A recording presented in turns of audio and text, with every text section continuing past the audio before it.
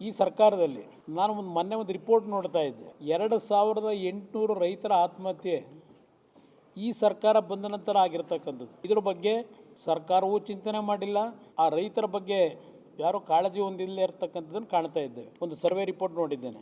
ನಂತರ ಈ ಸರ್ಕಾರ ಹೇಳಿತು ಬಂದಂಥ ಸಂದರ್ಭದಲ್ಲಿ ಈ ಬಾರಿ 32 ಲಕ್ಷ ರೈತರಿಗೆ 24,000 ಕೋಟಿ ಹಣ ಕೊಡ್ತೀವಿ ರೈತನ ಒಂದು ಕೃಷಿ ಚಟುವಟಿಕೆಗೆ ಅಂತ ಹೇಳಿದ್ರು.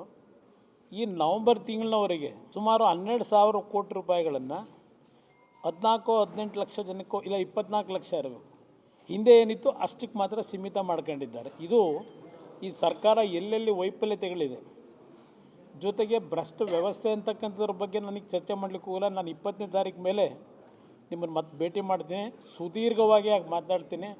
ದಯವಿಟ್ಟು ಕ್ಷಮಿಸಬೇಕು ನನಗೆ, ಏಕೆಂದರೆ ಭಾಳ ವಿಷಯಗಳಿದೆ ಮಾತಾಡಲಿಕ್ಕೆ. ನಾನು 20ನೇ ತಾರೀಕು ನಂತರ ಬರ್ತೀನಿ, ನಿಮ್ಮೆಲ್ಲರ ಜೊತೆಯಲ್ಲಿ ನಾನು ಕೆಲವು ಭಾವನೆ ಹಂಚ್ಕೊತೀನಿ. ಡಾಕ್ಯುಮೆಂಟ್ ಕೊಟ್ಟರು ಏನು ಉಪಯೋಗ ಬರಲ್ಲ, ಅದಕ್ಕೊಂದು ಕಾಲ ಇದೆ, ಆ ಕಾಲಕ್ಕೆ ನಿರೀಕ್ಷೆ ಮಾಡ್ತಾಯಿದ್ದೆ.